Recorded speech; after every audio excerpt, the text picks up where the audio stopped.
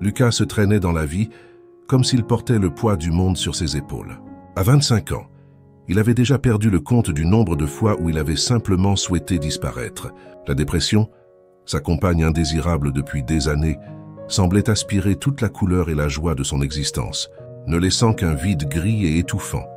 Son appartement, un petit studio au centre-ville, reflétait son état mental, désordonné, sombre et solitaire. Les murs, autrefois décorés de photos d'amis et de famille, étaient maintenant nus, témoins silencieux de son isolement auto-imposé. Ce matin de samedi, Lucas se réveilla au son familier de la pluie frappant sa fenêtre. Normalement, cela aurait été une raison de plus pour s'enterrer sous les couvertures et ignorer le monde extérieur.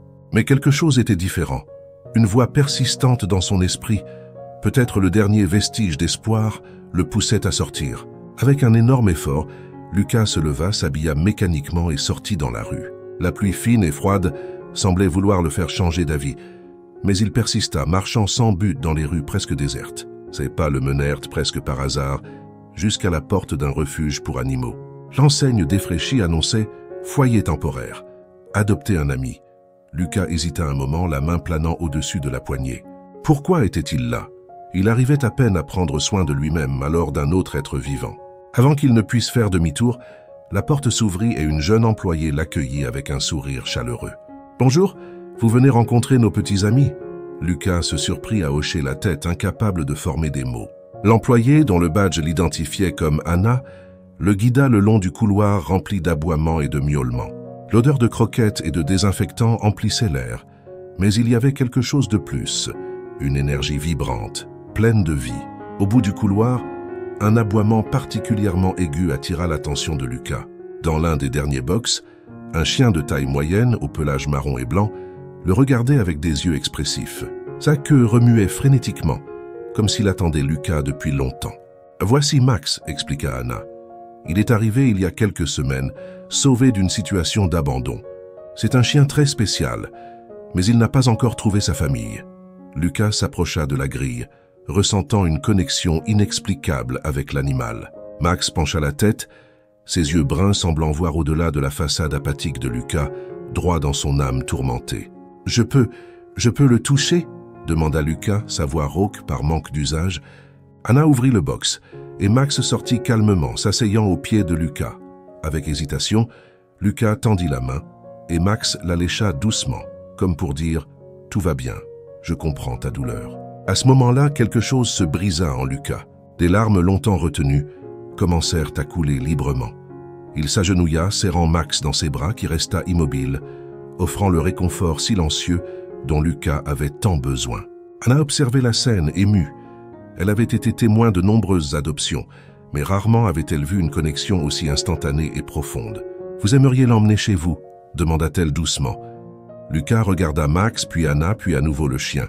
Pour la première fois depuis des années, il ressentit une étincelle de quelque chose qu'il avait oublié. L'espoir. « Oui, répondit-il, sa voix ferme. « Oui, j'aimerais bien. » Les heures suivantes passèrent entre paperasse, instructions sur les soins et une visite rapide à une animalerie pour acheter les fournitures nécessaires. Avant que Lucas ne s'en rende compte, il était de retour dans son appartement, avec Max à ses côtés. Le chien explora son nouvel environnement avec curiosité, sa queue remuant joyeusement. Lucas l'observait, une étrange sensation de responsabilité et de but commençant à grandir dans sa poitrine. Les premiers jours furent un défi. Lucas, habitué à sa routine solitaire et paresseuse, devait maintenant s'adapter aux besoins de Max. Se lever tôt pour les promenades matinales, se souvenir de le nourrir, jouer. Chaque tâche semblait une montagne à gravir. Mais Max était patient.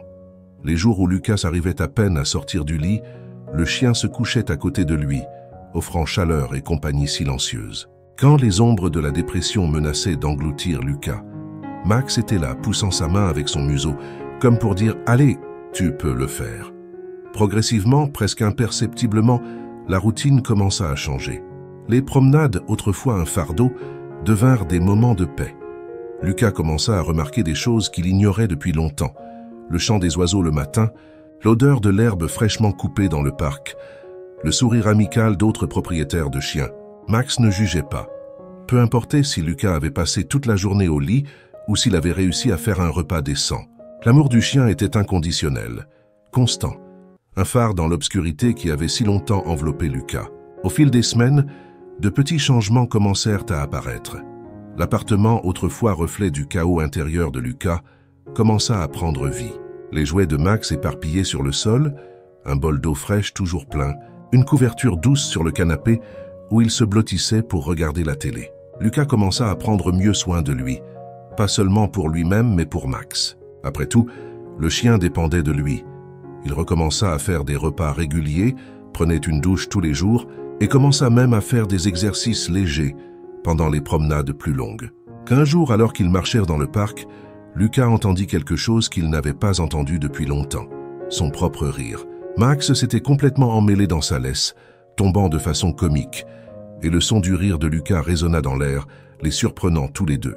C'est à ce moment-là que Lucas réalisa à quel point sa vie avait changé depuis l'arrivée de Max. Le brouillard de la dépression, bien que toujours présent, n'était plus aussi dense et étouffant.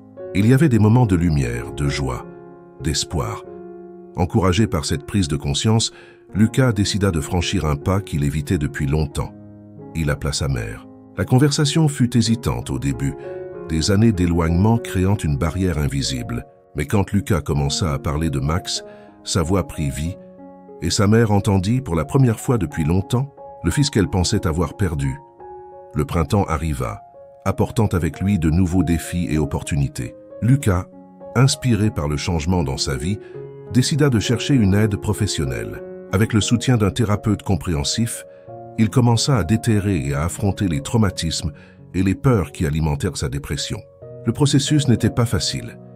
Il y avait des jours où le poids semblait insupportable, où le progrès semblait un mirage lointain. Mais à chacun de ces moments, Max était là, une présence constante et réconfortante. C'est lors d'une de ces nuits difficiles que le véritable test de leur lien se produisit. Lucas avait eu une séance de thérapie particulièrement intense, revivant des souvenirs douloureux de son enfance. La maison vide de ses parents, les disputes constantes, le sentiment d'abandon et d'inadéquation qui le poursuivait depuis. Quand il rentra chez lui, Lucas se sentait épuisé physiquement et émotionnellement. Les voix familières de la dépression, qui étaient devenues plus silencieuses ces derniers mois, criaient maintenant dans son esprit. « Tu ne t'amélioreras jamais. Personne ne se soucie vraiment. Le monde serait mieux sans toi. » Dans un état de désespoir, Lucas se dirigea vers la salle de bain, ouvrant l'armoire à pharmacie d'une main tremblante. Ses yeux se fixèrent sur un flacon de somnifère, prescrit des mois auparavant, quand les nuits d'insomnie étaient sa seule compagnie.